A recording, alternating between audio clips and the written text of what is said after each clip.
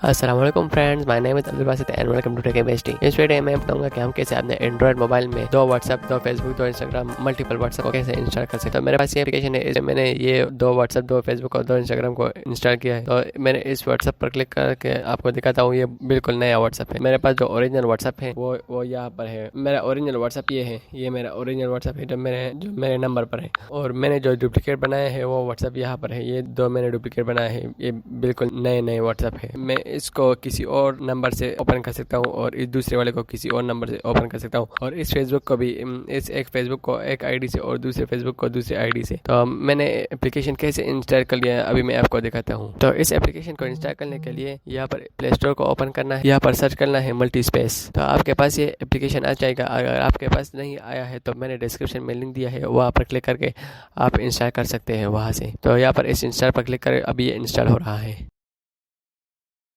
तो एप्लीकेशन को इंस्टॉल करने के बाद इस ओपन पर क्लिक करें तो एप्लीकेशन ओपन हो जाएगा। और इसके बाद स्टार्ट पर क्लिक करें और इस एलो एक्सेस इस पर क्लिक करें।